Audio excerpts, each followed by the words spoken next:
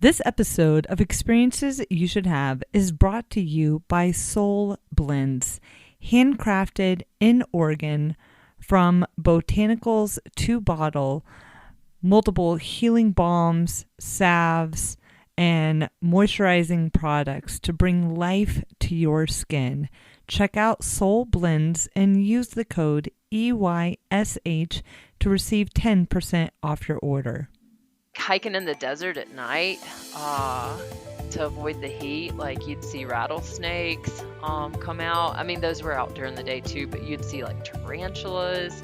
Saw this one little owl hunting a mouse one night. So it's just like really cool, just stuff that you wouldn't normally see.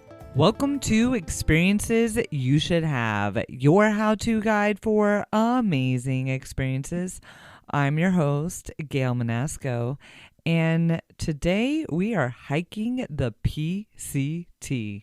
That's right. We've got some through hikes on the podcast. If you like through hiking, definitely go check out the Florida Trail. We also have an episode on the Appalachian Trail, but today is on hiking the PCT, the Pacific Crest Trail. And I interviewed Angie Holbrook. Now, Angie grew up outside, walking creek beds, riding horses in Mississippi, and she hiked the Appalachian Trail with her dog in 2011. And that's when she first heard about the PCT. At the time, she didn't give it much thought, but after moving to Phoenix in 2017, she found that she did not enjoy the desert, and she decided to escape the next summer in 2018, and she then hiked the PCT from April to September, a true through hike. And she is here today to talk about that experience and help you figure out how to make that experience happen for yourself.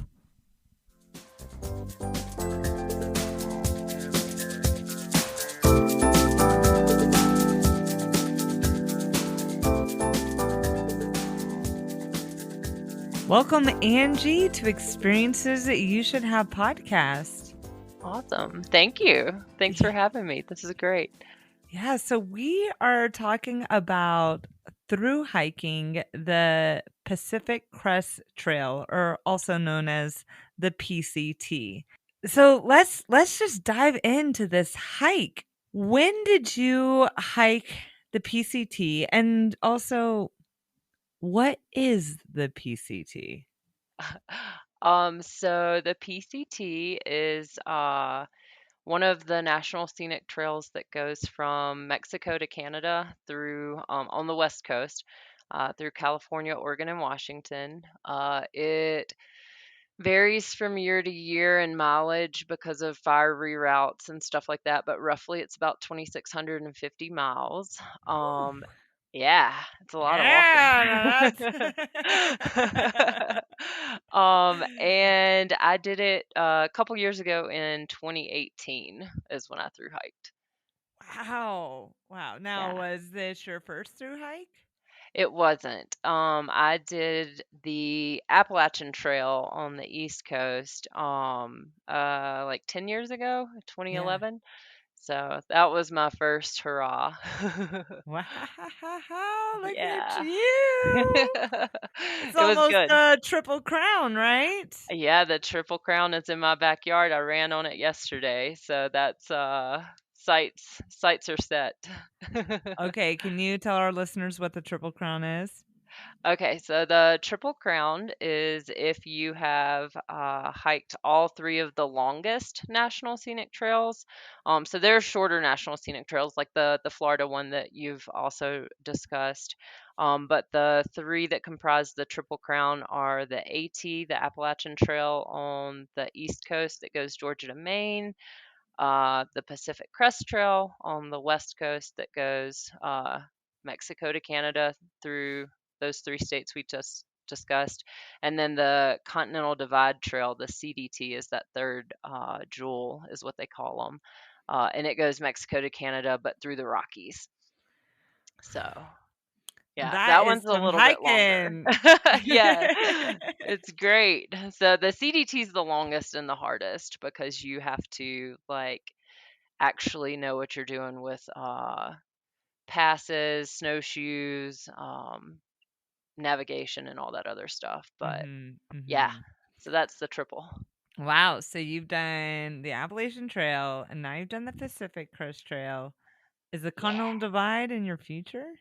Yeah, so I'm actually doing the Colorado Trail this summer, Okay. which they share.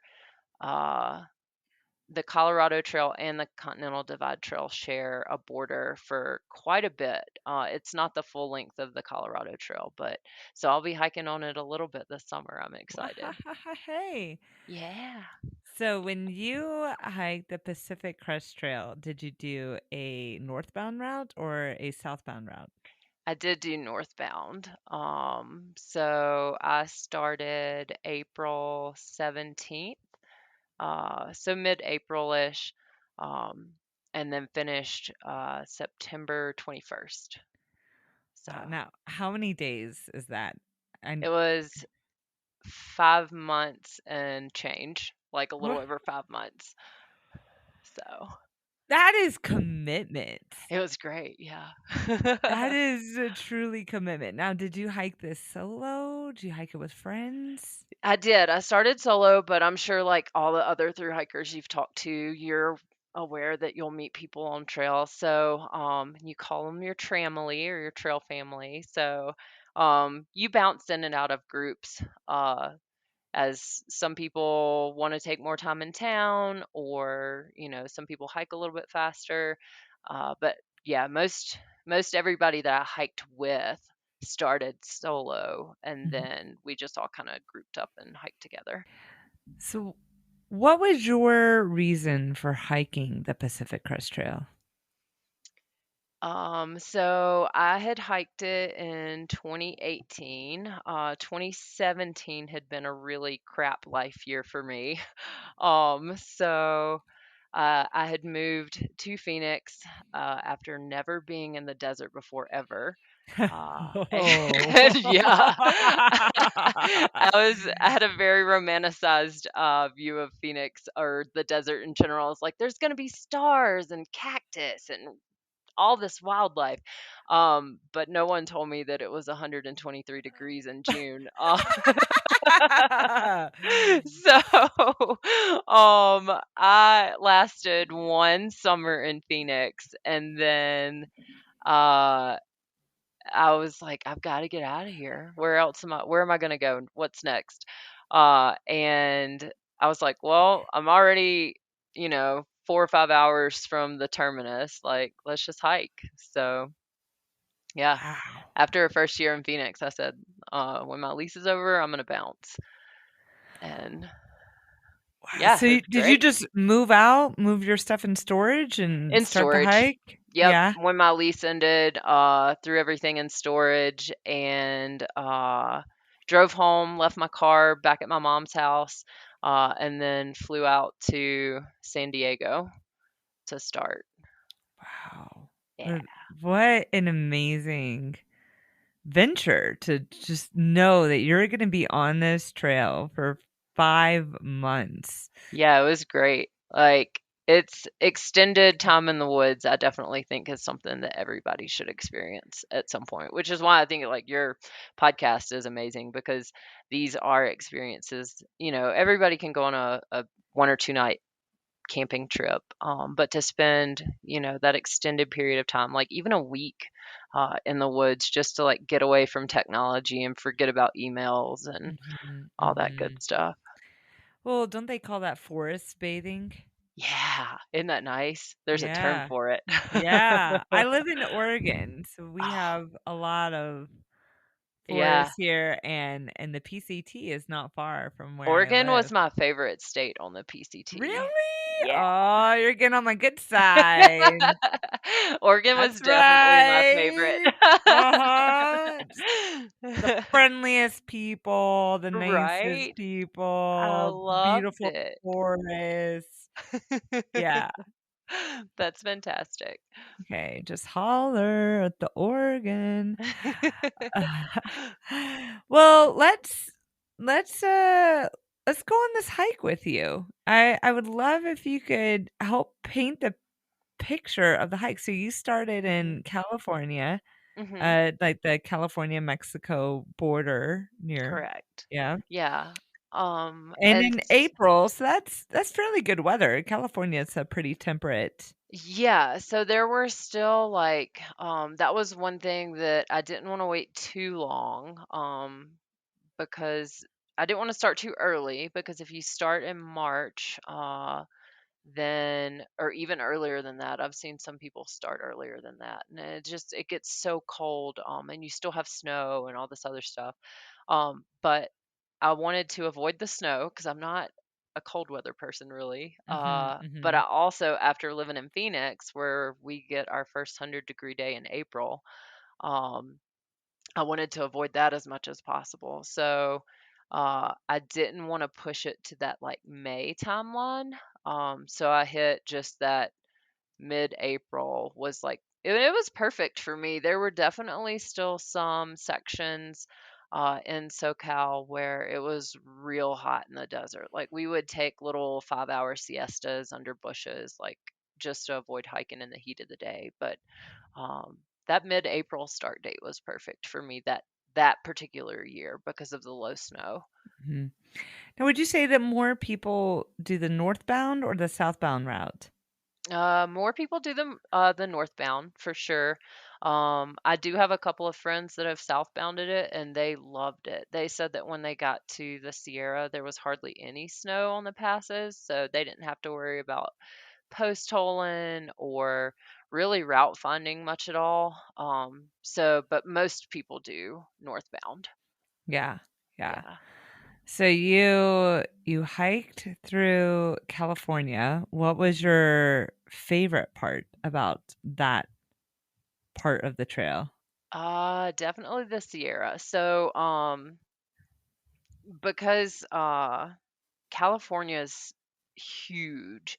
I want to say off the top of my head, if I can remember correctly, there's like 1,700 and change, 1,700 miles in California, and Mhm.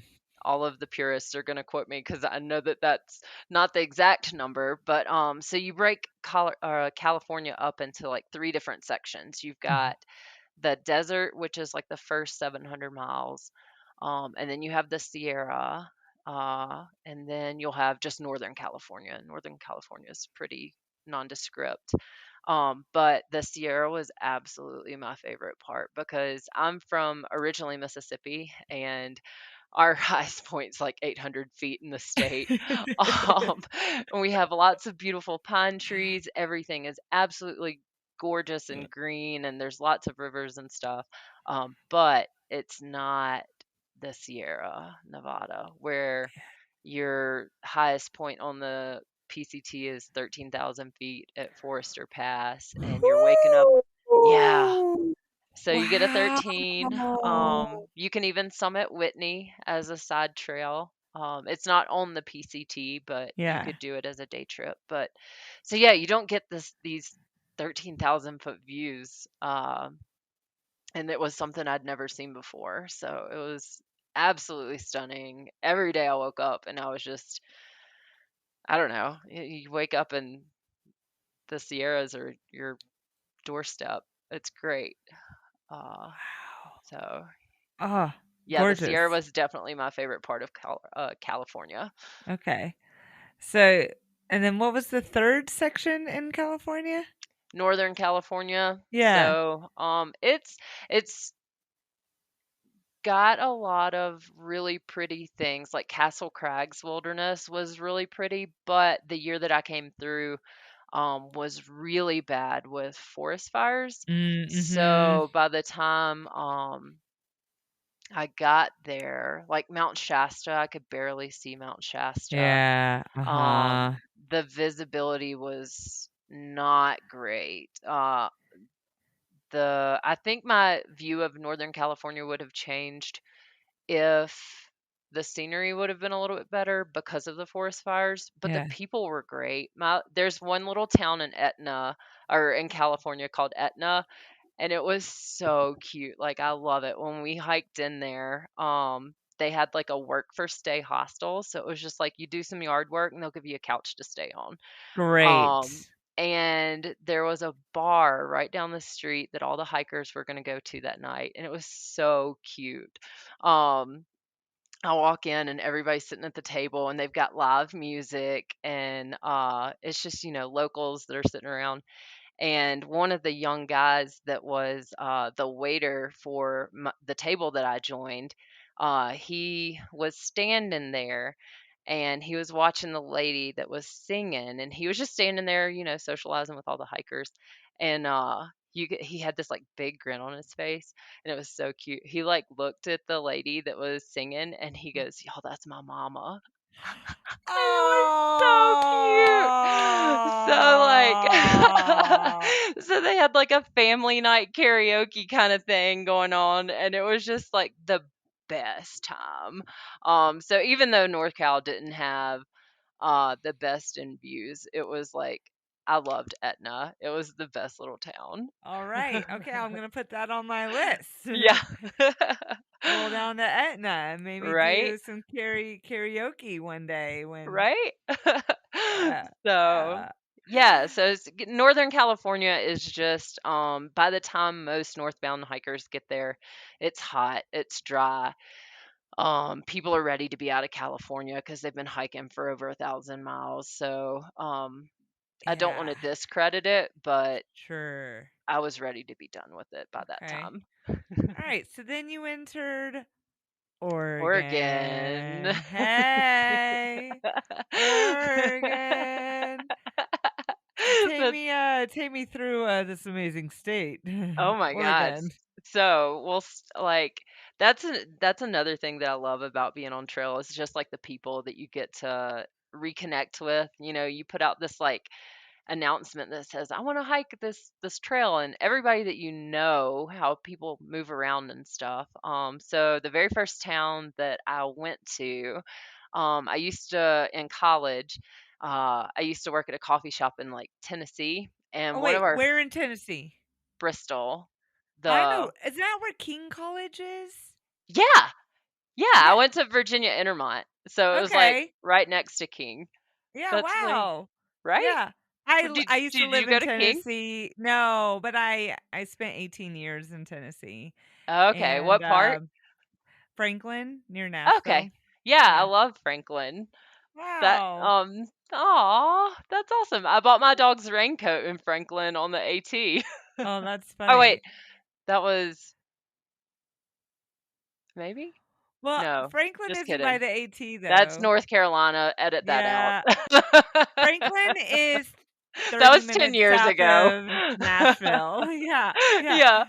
But Um, I had a friend who went to King and I heard yeah, everything that's about King awesome. College. Yeah, Yeah, funny. so like one of the ladies that was a regular at the coffee shop that I worked at had then since moved to Oregon, so reconnected, and she took me to Costco in either Ashland or Medford. Okay, yeah. Um and I did my resupply at Costco. I bought 17,000 calories of peanut M&Ms at Costco. I did the math on it.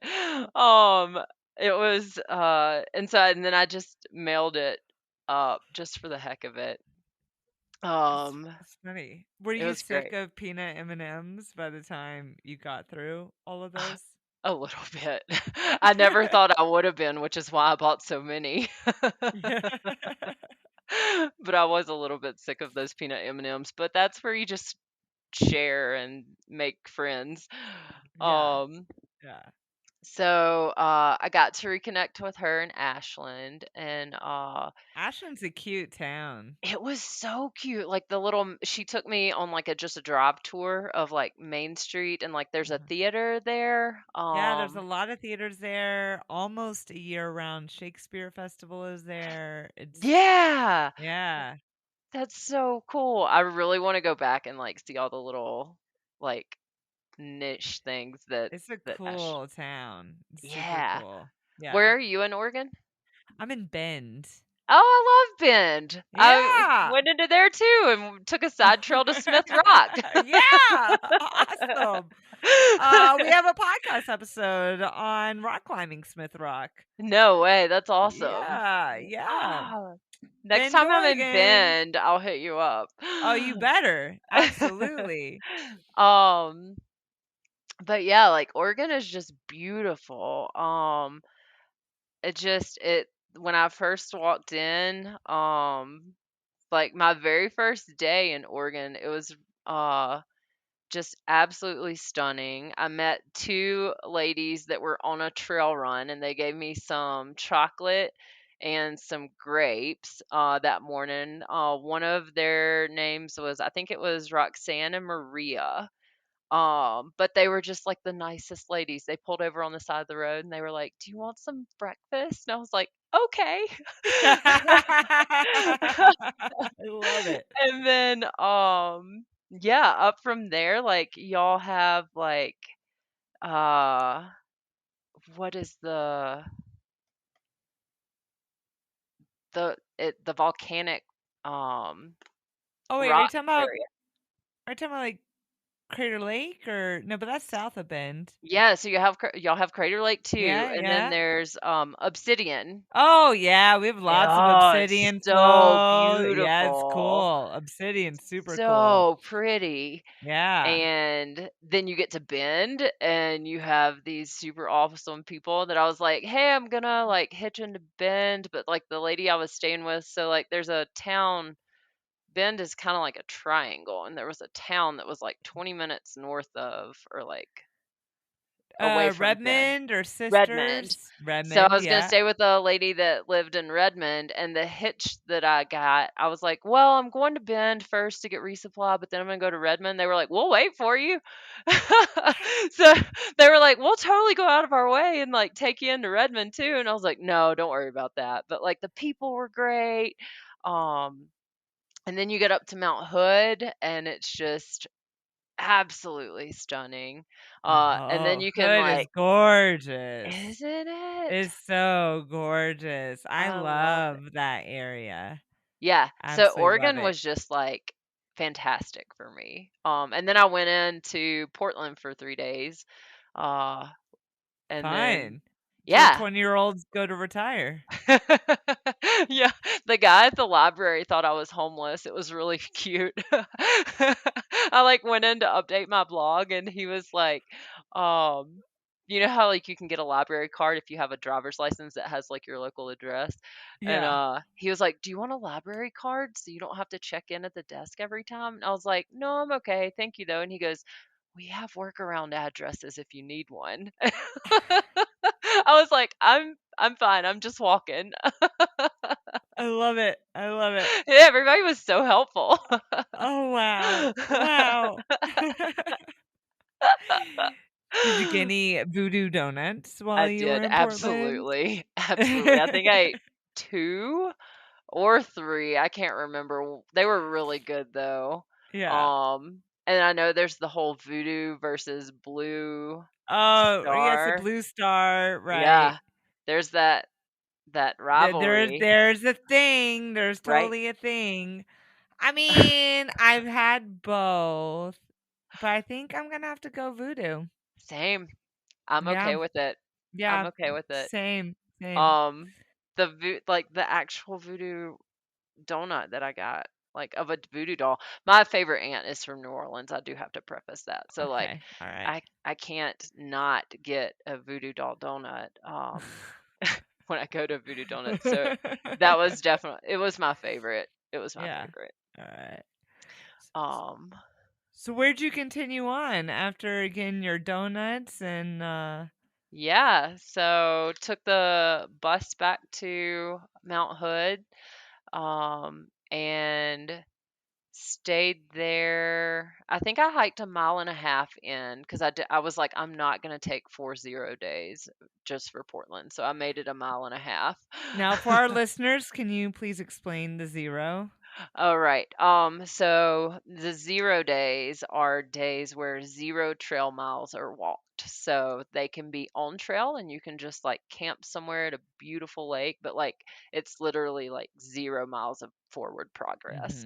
Mhm. Mhm. So I did 3 zeros by going into Portland and staying for 3 days. And so on that fourth day, I ran some errands and I was like, I have to hike today. If I don't hike today, I'm gonna stay in Portland forever.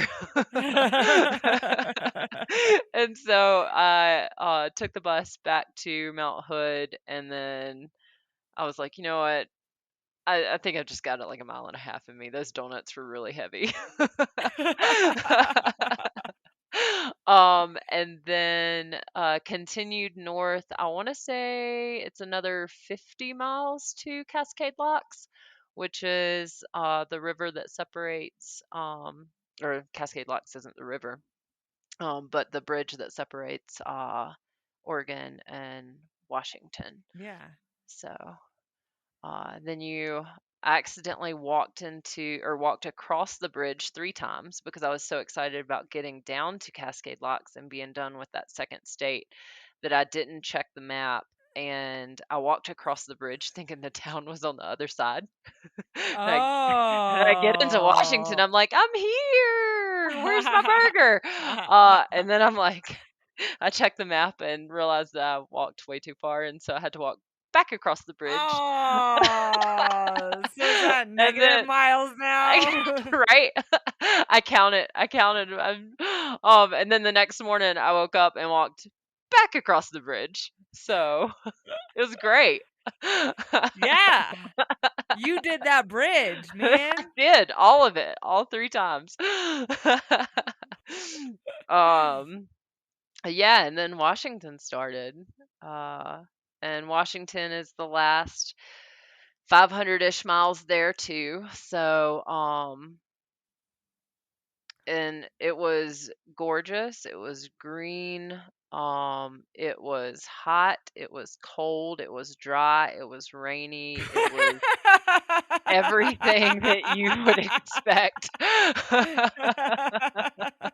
The It sounds last, like Washington's having an identity crisis oh right my now. God, it absolutely was. Washington was a come to Jesus moment for me the entire time because I was grumpy when I was going uphill in the hot, hot weather. I was grumpy when I was going uphill in the cold, cold rain. The last 14 days that I was on trail in Washington, I got rained on for 10 of those 14. And Ooh. of those 10 that I got rained on, one of those days was rain and snow. And that was the day that a mouse had pooped in my shoe. Oh. So Washington had it out for me. I don't know what it was, but we weren't vibing. Um, Yeah, that's right, because it's not Oregon. right? Um, But you did it. I You kept did. on going, That's great. Yeah. even with mouse poop and rain and snow. Yeah. So that's just part of it. It's like that type 2 fun. Mhm. Um, because now I can look back and laugh about mouse shit in my shoe, but in the moment it was not so great.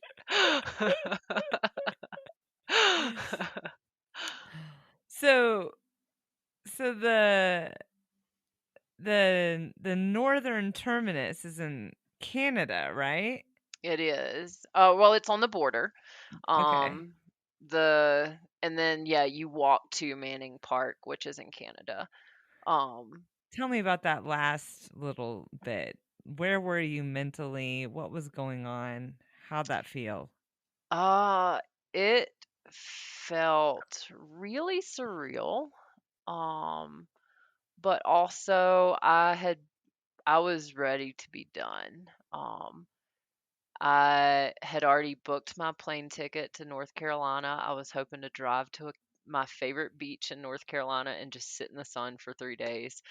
Um, but a hurricane came through, closed the way to, yeah,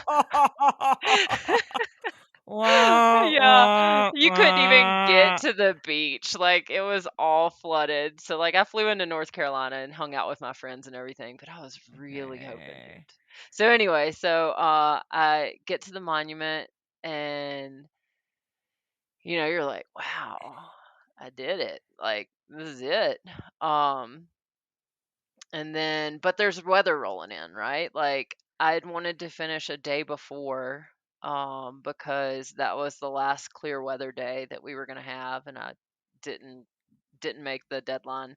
So I woke up the last day that I was gonna be on trail, the day that I hiked into Canada, and 45 minutes after me, like, I got to the monument, and then there was a hiker that came in 45 minutes after me, and they had said that, yeah, the snow had already started uh, rolling in, where I'd camped that night before. So um, it was kind of just a not necessarily a race, but from Manning or from the monument to Manning Park and then getting down to get a hitch. It kind of just felt like I was outrunning all that crappy weather I'd been running for the last 10 days. So uh, I got to Manning Park. I bought all of the maple syrup snacks that I could buy.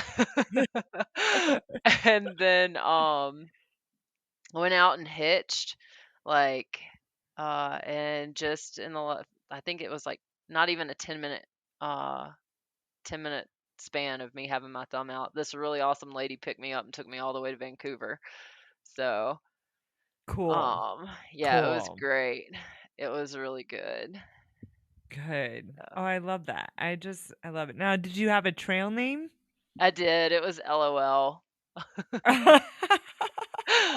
I got it on the AT and um yeah, I feel like you just have to keep your trail name when you Yeah. get it. Alright. So, I absolutely love it. And so if so you mentioned Oregon, loving Oregon. I'm just gonna mhm, just pat myself on the back here. But absolutely, go for yeah. it. But what would you say was your favorite part about the hike and why?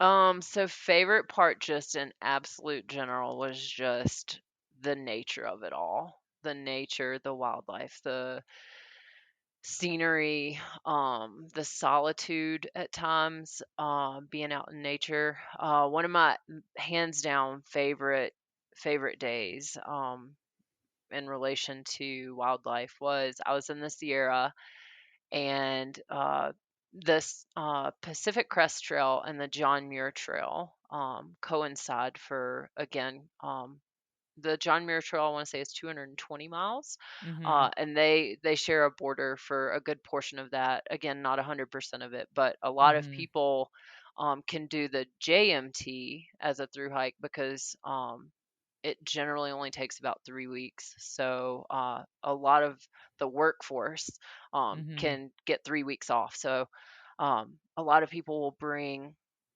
fishing poles and all this really awesome stuff to just spend time in nature. And there was this one Mhm. day that I was hiking past a lake and it was about lunchtime.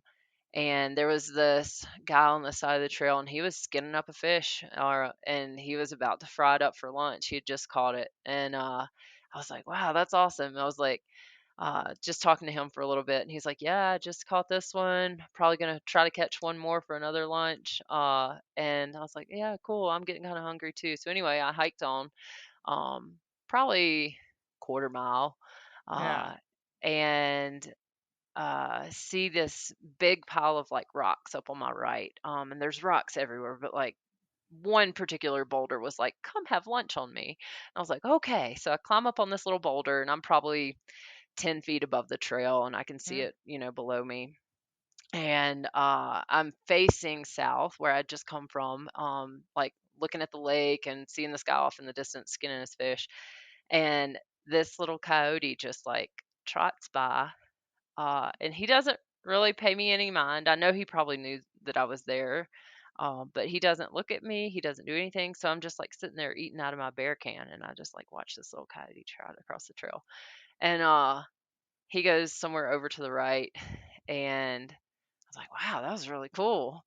Uh, and I tried to get my camera out to take a picture of him, but he was just too quick. But like 20 minutes later, this other coyote comes from the same kind of general area, and he doesn't trot across the trail. He actually looks at me and like um, just kind of starts circling like around behind me, but not in like a predacious way. Like he wasn't being weird or anything. He was just like, "What's that human doing on a rock?" And so I was able to get like a really crappy picture of him. But it was just so cool, like me watching the coyote and then the coyote watching me. And then they just disappear. And it's just like, wow, like I'm in nature. Yeah. Um, and not like, you see coyotes in cities all the time and they're like digging through dumpsters and stuff, but like this was different. It was really neat. I I loved it. love that. I love Yeah. that. Yeah. Yeah. And like hiking in the desert at night, to avoid the heat, like you'd see rattlesnakes come out. I mean, those were out during the day too, but you'd see like tarantulas.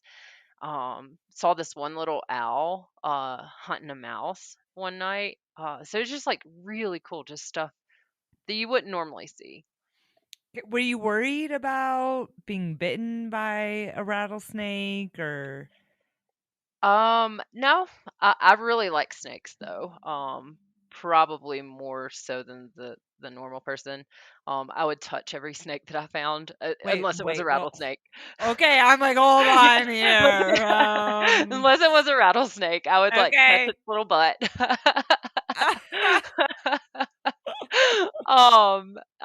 So yeah, I wasn't really worried about that, but walking through Oregon at night got real creepy because I've never really worried about much of all but like mountain lions, right? Like, Yeah, uh-huh. but There's cougar sightings and yeah. But I always like have to remind myself like if you see it, it's probably not anything to worry about because right. it's not stalking you at that point. And if you don't see it, you're not going to feel anything. You're just going to be dead. So so it's one of those things where like it doesn't do you any good to worry about it. You might as well just walk. You're either gonna live or you're not. Right. So, but just like there were a couple of sections in Oregon where like I'm hiking late at night because I'm not an early riser, and I would be hiking into like 9:30, 10 o'clock at night because you still had a little bit of sun. But I'd feel like the back of my neck like prickle, and it'd be like, oh, maybe it's time to set up my Uh-huh. tent.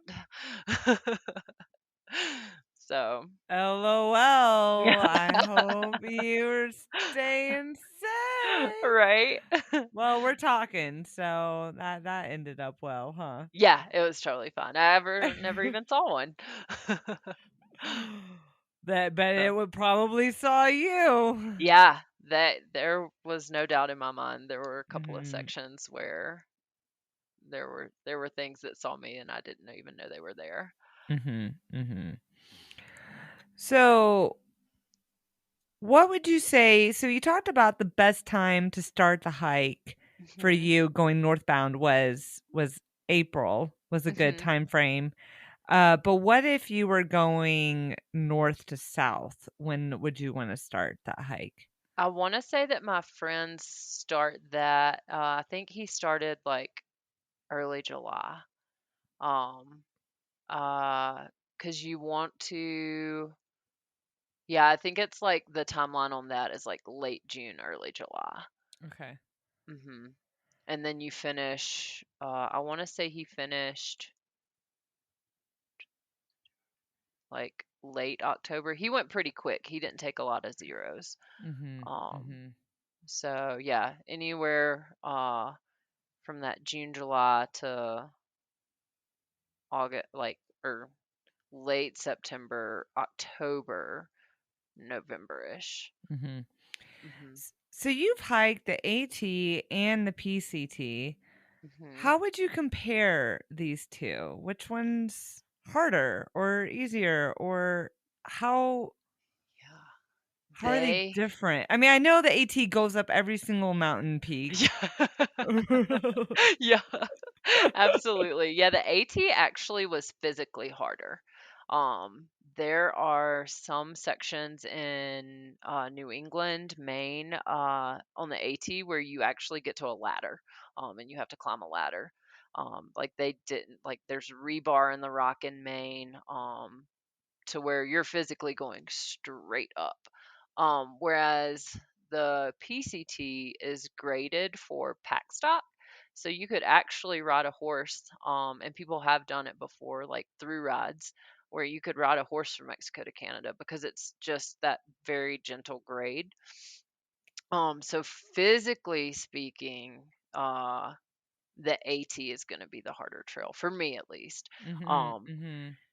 uh, but the people I feel like are more social on the AT, and we actually had a discussion about that. The largest group that I camped with on the PCT, and it was just for one night, but it was like 15 people ish. Mhm. Um, and so whereas 15 people on a in a shelter on the AT is a normal night, absolutely normal. Um, so the community on the AT, I won't say it's stronger, but it's larger, I feel like. Okay. Um, I definitely met a ton of people on the AT that I'm still in touch with. Um, but logistics are harder on the PCT.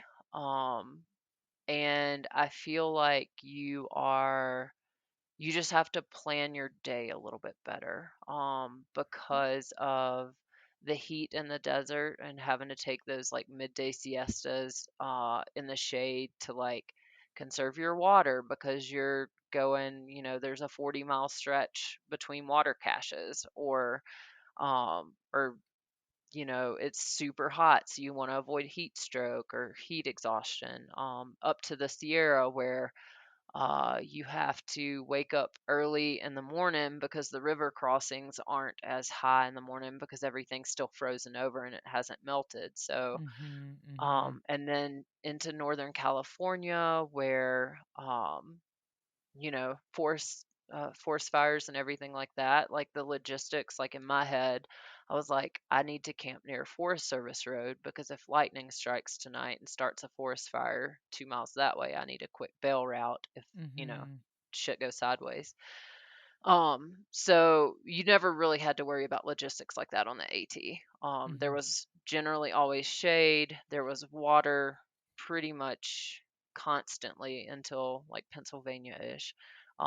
You don't really have to worry too much about forest fires or anything like Right. that.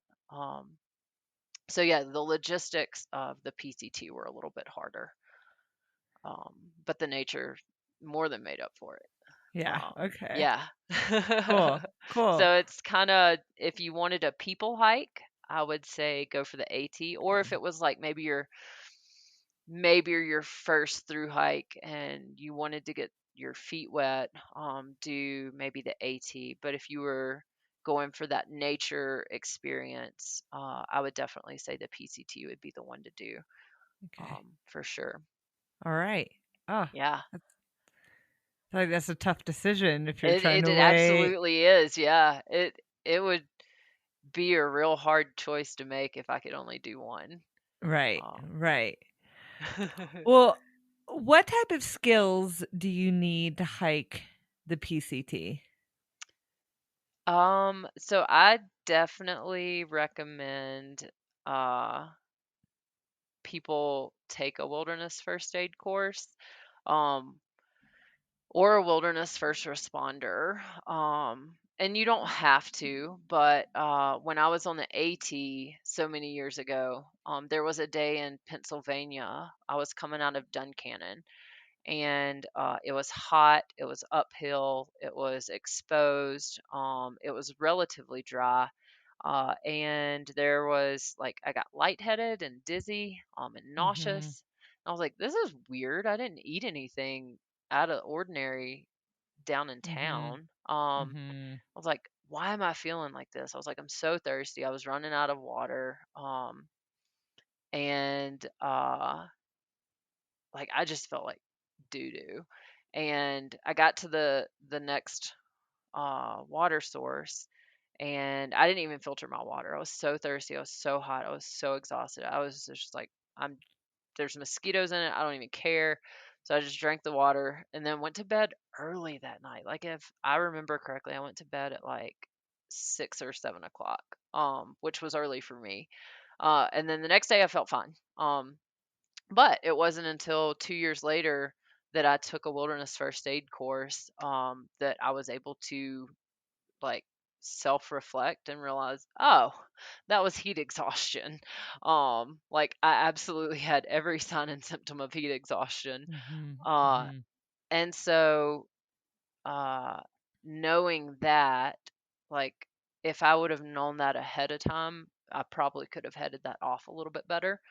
Um, and then so same thing with like the PCT. The very like within the first week, one of the gals that I wound up hiking with for a day or two, she had a blister that was so bad on top of her foot. It like started on top of her foot, with like down in between her big toe and her like next toe, and then like underneath her entire like ball of her foot. And so like she couldn't even walk. And so just like knowing how to prevent your blisters and then tape an ankle just in case you're caught in the middle of, the Sierra. Um, Mhm. I definitely recommend like some kind of wilderness first aid just because you are out in the wilderness. You're Mhm. not just like out on your local day hike where you can call your friend to pick you up. Right. Um, so some kind of first aid, I'm a uh, big believer in that. And then also just like knowing how to cross river crossings or being comfortable with river crossings, because there are definitely some that uh, are sketch. So How do knowing, you do a river crossing? so the main thing is to like unbuckle all of your buckles, because if you like lose your footing, your pack can catch on stuff, and if your pack is caught under a rock and you're buckled into it, it's gonna hold you down. So you unbuckle all your hip belts and chest strap. Make sure make sure all of your pockets are closed. I saw more than one or two people lose like $600 or $700 iPhones and stuff because they went to yeah, because they went Oh. to like rock hop and they like lost their footing, fell in the water, and then there went their phone. So secure your pockets, undo your buckles, um, and then just walk through the water. I know it sounds like weird, but I saw a lot of people, especially in the Sierra, where in the mornings the water is frozen, going to be frozen on top of the little rocks that are in the water. So like the little mist, like if the rock is enough out of the water that it's not getting wet, but it's still getting, misted on, that will freeze. And so people are trying to rock hop and they're rock hopping on ice. But I saw two or three people fall in rivers in the Sierra, or streams, fast moving streams, because they were rock hopping on ice. So just walk through water. It's gonna Okay. suck. Your feet will get wet. Your feet will get cold. But one poor guy fully submersed himself at like 6:30 in the morning, going up to Muir Hut, Oh. which is still, I want to say, it's above 10 or 11,000 feet. And he had to just like strip down and change into his completely dry clothes. Um, but then also just getting out of your head, like one of the river crossings, I want to say in Oregon, um, it was like the worst river crossing that I'd ever done, and it was probably not necessarily all that bad, but there was a dead horse in it. Oh. um, because it was uh they were doing like the story that I heard was that there was a rescue mission that had there was a really steep embankment that they were trying to cross the river. So they're going down, and it was from the spring, and the horse like tripped and fell or something. Um, broke his leg. They had to put the Oh. poor thing down. Oh. But like you got to get out of your head, right? And in my head, I was like, this river killed this horse. It wasn't the river that killed the horse. Like the poor Right. horse just had to be put down. Right. Um, but then you see like all this rushing water and you're like, oh shit, I don't want to wind up being that horse. Right. Yeah. So, yeah, so just like preparing yourself for like the mental aspect of river crossings Mhm. of like, um, just in case that happens. How else did you prepare mentally for such a long hike where many parts of it are solo? Yeah. I think I'm very goal driven. Yeah. So once I had started, uh, I basically told myself, well, we're not stopping unless you break your leg or something. Because I'd had, there was no real reason for me to stop aside from actual physical and like incapacitated. Mhm. Um, Mhm. So, yeah, it's just one of those things where after one through hike, you realize there are going to be days that suck from like dawn to dusk. Like it's not, a vacation every day that you're out there. There are some days that you don't want to get out of your tent. Um, but you just take it mile by mile and, you wake up and if you have a short day, but you're still 10 miles ahead of where you were the day before. But yeah, just basically just saying, hey, like you're out here, you're doing it, reminding yourself why you're doing it, and then not really giving yourself an easy out was Mhm. kind of my way of handling things, Mhm. of Mhm. just saying, finish what you started. So how did you prepare physically for the trail?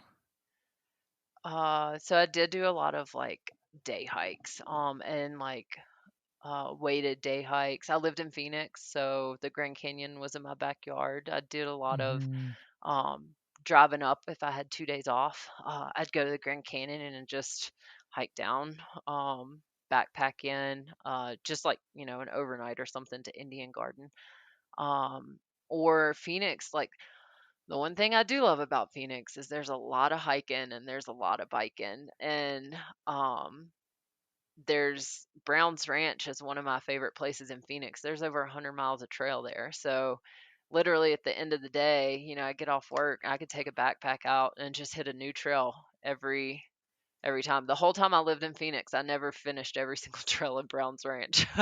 Wow. Wow. um yeah, so just taking a pack out after dark. I mean, there were some nights where I would have to do it at dark if I wanted to get a train and hike in. Or taken out a like I did some guiding in Phoenix, and so just on some guided hikes, like just putting an extra 20 pounds in my backpack instead of just carrying like the first aid kit that we'd normally have. But definitely hiking as much as I could, just on short hikes, 2 or 3, 4, 5 miles before or after work.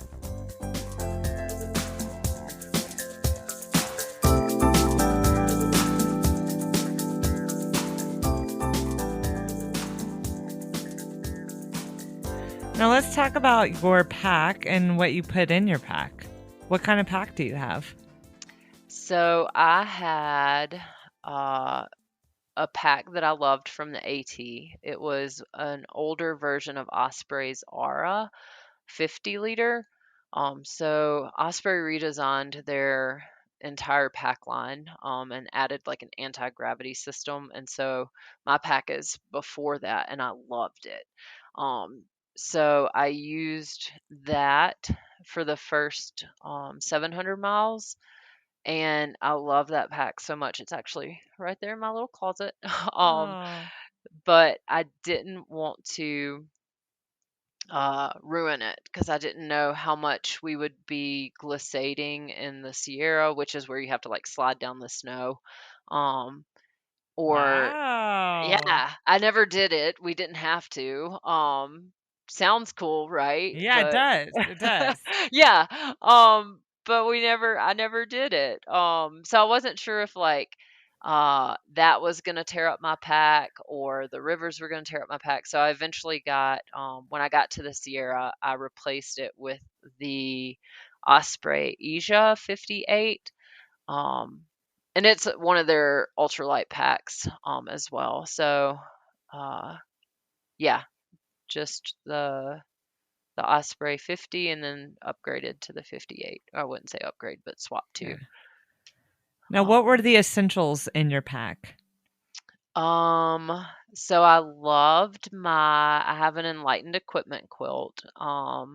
I love that thing. It was a 10 degree, and I liked it because you can wrap it around yourself like a blanket and you can custom color it. Like you can customize your colors. So I got You need pink, to look good on the trail, right? I got right? I got pink on the outside and yellow on the inside, and there was the reasoning like for that was I was like, if I get lost in the Sierra, because like if you get lost, like you're supposed to put three bright colored things like in a row, like to signify like to the airplane, like Okay. All yeah, right. it's like a set anything of three. And so I was like, I have like a yellow jacket, I have a yellow inside for my sleeping bag, and like you know this other thing. They're like big bright colors on the snow, right? Yeah. So, um, love my quilt. Uh, Did you and get lost? I did take a wrong trail, but I wouldn't say I got lost. Like, Okay. I was just Okay. real dumb. I was listening to an audiobook and I just like took the wrong like path. This wasn't in the Sierra, this was in Northern California, but I was so pissed. I was like 2 miles off trail, so I had to like backtrack 2 miles. Mhm. Mhm. um, but yeah, I loved my pack, loved my quilt.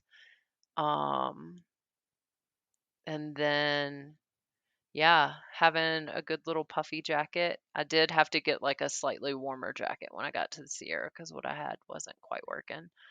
Um, Titanium poop shovel. Uh, I actually lost it and then went back to Washington or like Oregon, to Portland a couple of like 10 months later, rented a car, drove out to the woods and found it. Yeah. No.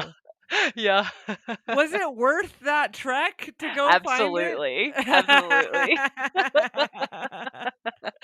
Um, yeah, because, like, as a hiker, like, you know exactly what's in your pack.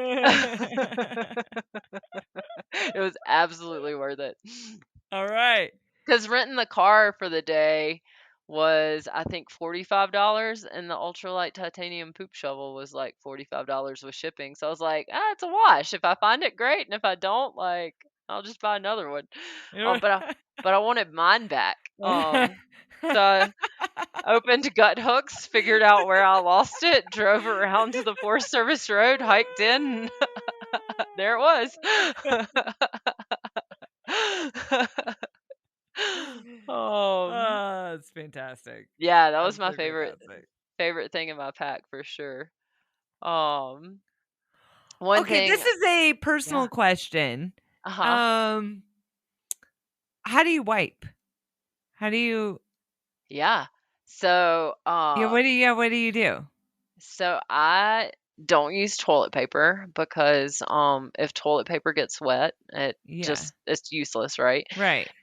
So I just use baby wipes.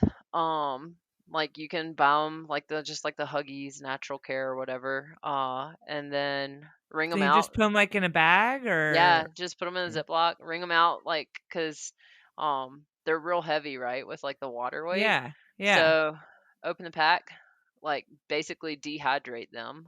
Wring them Okay. out real good. Put them in a Ziploc. And then yeah, then you only have to use like one or two. Uh, But then and do you you can just just carry it rehydrate them. until your next Yeah, like definitely. I yeah. didn't realize this, but until probably a year ago. But baby wipes have plastic in them. Yeah. Like, who Yeah. knew? So yeah, I've always been like, you never bury your toilet paper, like, 'cause animals will dig it up, and then you have Right. all those disgusting toilet paper flowers on the side of the trail. So you always, always, always, always pack out your toilet paper. Yeah. Um, but yeah, so I would just throw them in a Ziploc and yeah, just toss it when you get to town. Okay. Have All hand right. sanitizer and Yeah. you're good to go. All right. Thank Yeah. you. Yeah, you're I mean, welcome. it's an important question, It is. Yeah. There was Yeah. one lady that I met on a boat in Washington. I was going from Seattle to over to Bainbridge Island, and I was gonna go hike in Olympic National Park. And so I was on the ferry and I had my backpack on. She's like, "What are you doing? Where are you going?" I was like, "Oh, I'm just gonna go over to Olympic and hike for a little bit." And she's like, "Oh, that's awesome. I really want to do that." And I was like, she was like, "But I don't know if I could." And I was like, "Can you poop in the woods?" And she was like, "Yeah, I can poop in the woods." And I was like, "Then you can do it." Because a lot of times people just have this like fear of pooping outdoors. I'm like, this is great.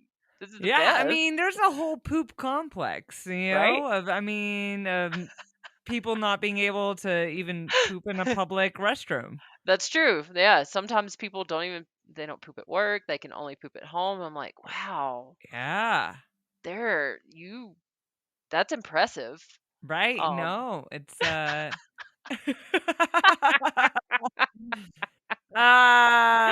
right? thank you for the poop discussion. Oh, This has been I'll wonderful. I I'll love always this. talk about poop. Okay, great. Fantastic. I might it happens. We gotta talk about it, Right? Uh okay, what else was in your pack that you couldn't live without? I did have one thing that would make everything really easy for future hikers would be having like a quick charge compatible wall outlet and like phone stuff because like when you get to town your time is of the essence, and so if you want to get into town and get out of town really quickly, um I maybe some, these days like most cell phones and stuff like that come with like the quick charge or the lightning charge Oh, capability. But if it's just like your regular wall charger where it takes like 3 hours to charge your phone, you can get a lightning compatible one. And that it charges your phone in like 45 minutes or something oh like that. wow, wow. So Okay. uh when you have a camera and your cell phone and like an external battery pack, like all of Right. those things add up. So getting the lightning compatible charge thing saves you hours in time or Okay. in town. Yeah. So that was definitely one. And I actually did. I carried like a DSLR, like a very small one. Like I have, like Sony has one that's only like a pound, Mhm. um, because I did want uh really nice pictures that would enlarge well without becoming like too blurry. Right, right. So Sure. a good camera is definitely, I mean, this is going to be the hike of your life, Yeah. and some of the most beautiful places. So whether it's a really good cell phone camera or an external, like just like actual camera, definitely record those memories. I love So, it. Absolutely love it. Now, how how much did you need a budget to do this? so I budgeted just over $5,000. I want to say it was more towards 6,000 actually, but that covered the bills while I was away, you know, your cell phone bill, the storage unit. Uh,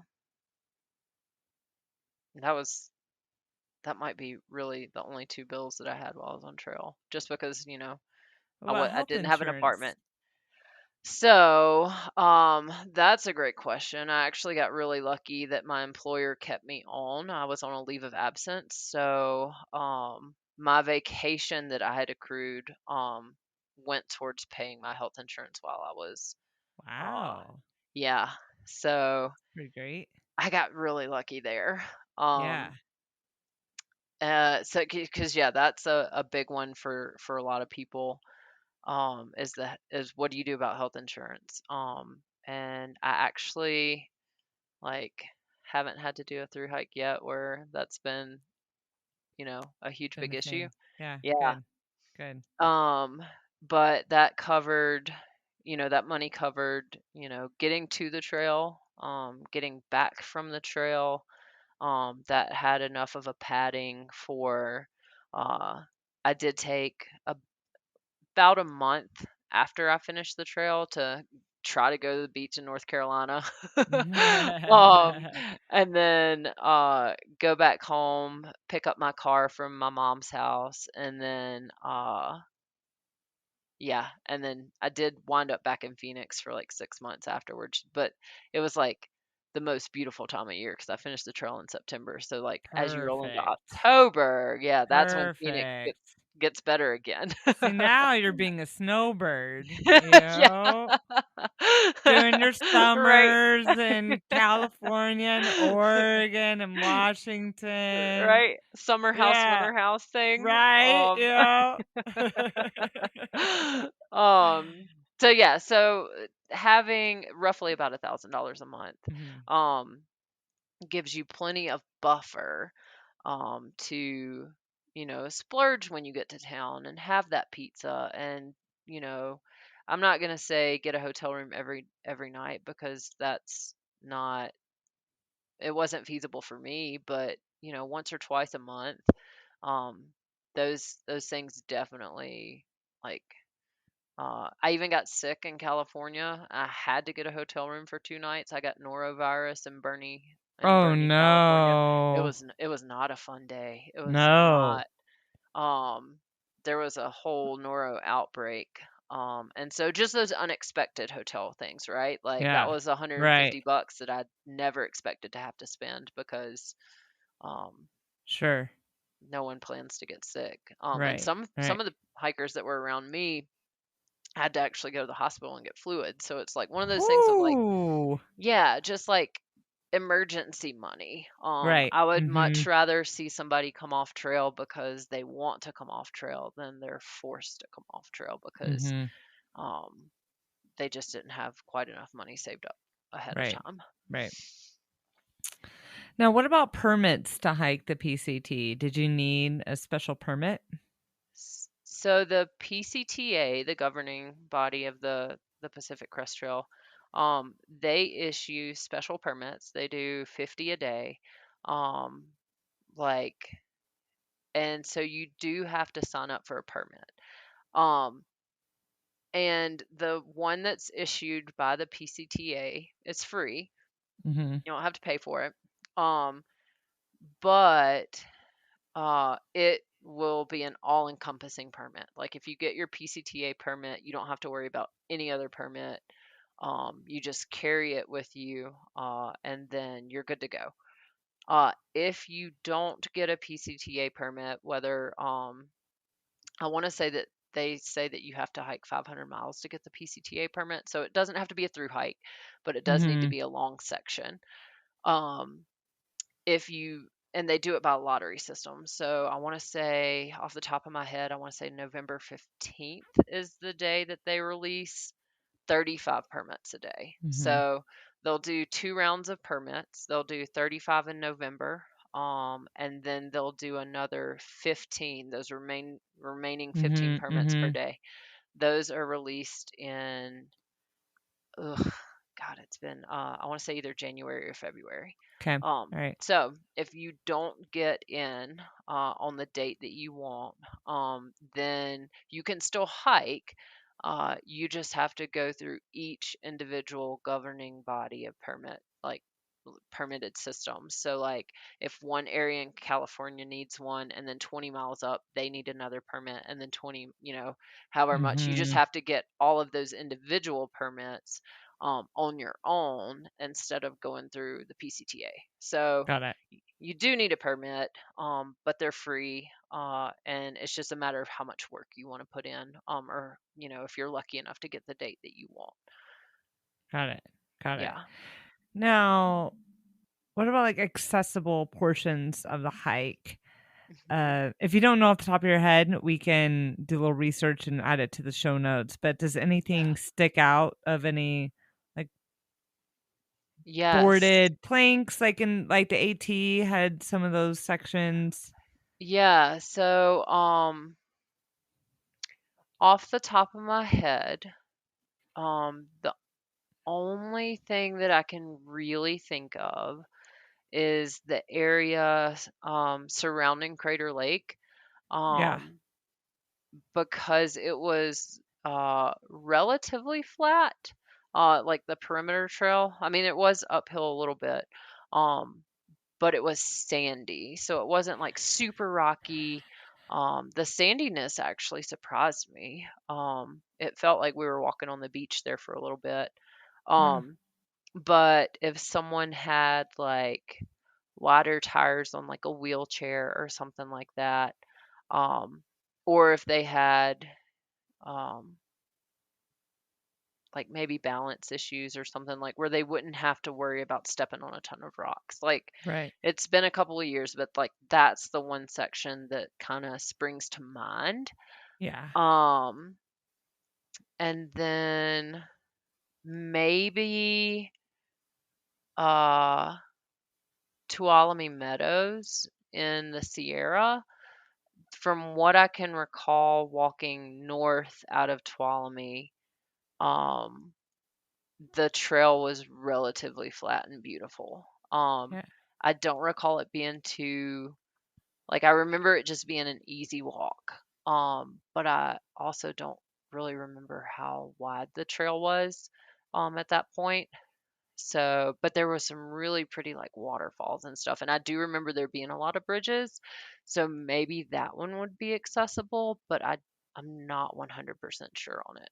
Yeah. Yeah. All right. And what would you say are your top tips for someone thinking about hiking the PCT? Um, Definitely budget enough. I know that we just talked about budget, but again, I have seen um so many people have to pull off trail because they don't have the money set aside. And it's always better to have more money at the end. You don't have to blow through it all by any means, but just having a buffer. Um, and then like just realizing you'll learn as you go.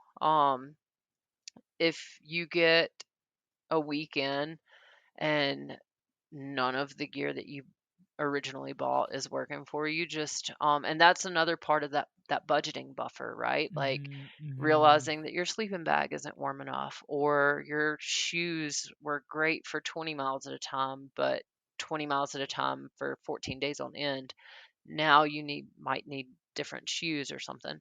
So that the buffer for the budget also comes into like that learning as you go thing. It gives you Hmm. the resources to recalibrate what is in your pack or what might you might need to add.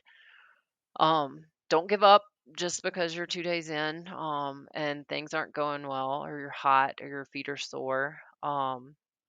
One of the best things, Miss Janet is a trail angel on the Appalachian Trail, and I met her in Hiawassee, Georgia. And when she told me one of the best pieces of advice that I've ever been given, and it was start out slow and then go slower. And and that's totally true, right? Like, because your body's not used to it. It doesn't matter if you do 10 or 20 miles a day, like on the weekends, unless you're doing 10 or 20 miles a day with 30 pounds on your back, Monday through Friday, and then starting it over again every single day. Your body needs time to get used to stuff. So just take it slow, ease into it, enjoy the moment, and then yeah, just enjoy it because so many people just say, "Oh, I wish I could go do that." And it's like, "Well, you can. You just Yeah. right? Like Right. so Right. you're kind of living people's dreams when you're out there, and so make it count." Um Yeah. I told yeah, so just make it count. It's good. Well said. Man, this has just been a wealth of information. I hope there's some PCT hikers who are listening to this on the trail. Maybe they'll walk through that river and Right? not try to go rock jumping. And Your socks will dry, your shoes will dry. Your phone will not. And hopefully we've inspired others to embark on a through hike and to try to hike the PCT.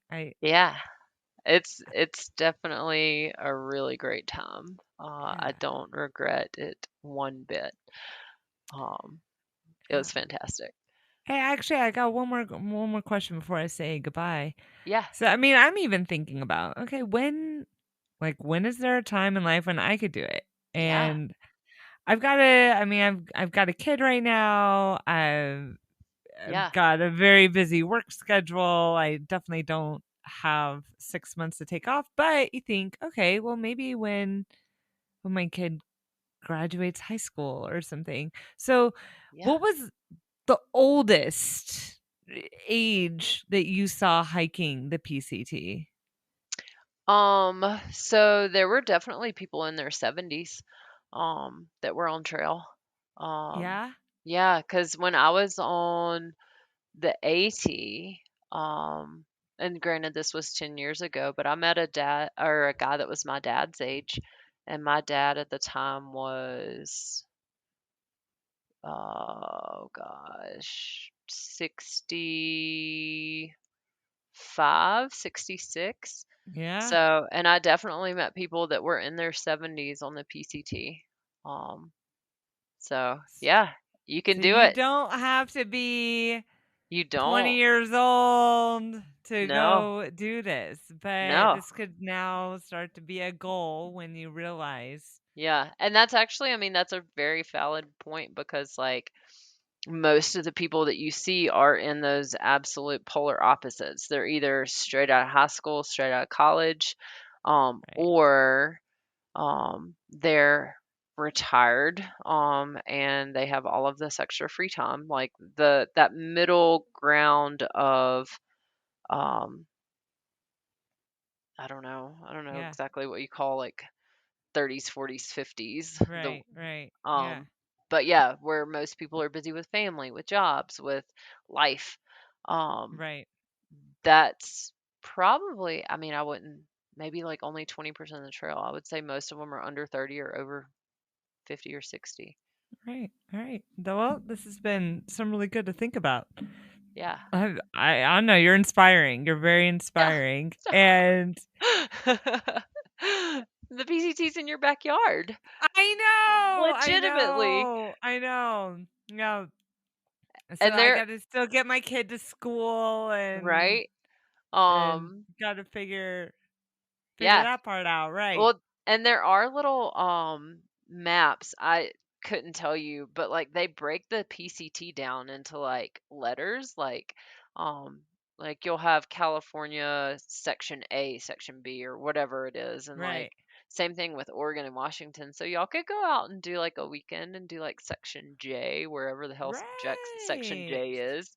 Yeah. Um or yeah, You don't it's have to do it all the way through. You could absolutely go not. do a few you could fly down, do a Yeah. I honestly few think days. like so they like they call that section hiking, you know, you do a Right. section at a time. I honestly think like that's actually harder than through hiking because I'm not a planner and that requires that you plan things to a T. You have to figure out how many days you can get off work. You have to stick to your mileage. Because if you only have 4 days to do this 30-mile section, Right. then you have to stick to it. You have to like it's a little bit more expensive because you have to travel to and Right. from Mhm. all these Mhm. different times. So yeah, mad respect for section hikers, dude. Like it's definitely harder than through hiking. Yeah. Wow. Okay. All right. You've given me some great things to think about, Absolutely. and this it is something I'd love to do one Yeah, day. And I'd love to read about it. It'll be great. yeah, right. Or maybe something I could do with my kid one day, or Absolutely. when she's Because she's older. how old?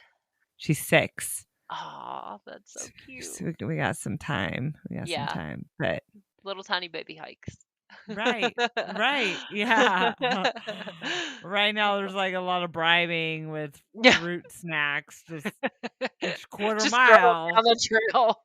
Here's a leopard snack. Here you go. That's fantastic. Yeah, it's great. It's great. Aw. Man. Well, thank you so much for joining me today. You've just been a wealth of information, Aw, thank and you. we'll provide everything you talked about and more on experiences that you should have.com. There will be show notes there, links to things talked about, photos, etc. Perfect. Go there and and thank you. And just curious, Yeah. what do you say your next through hike is going to be? I start the Colorado Trail in like 6 weeks. Okay. So, Well, yeah. maybe we should talk about that when you get back. Perhaps we should. All right. We've done the Florida Trail, and Right? we'll talk about the Colorado Trail. Absolutely. But yeah, Fan thank you so much for having me on. I always love trail talk, like no matter what. So, yeah, thank you for letting me relive this tonight. Absolutely. Well, thanks for taking me there. It was Yeah. truly a wonderful experience.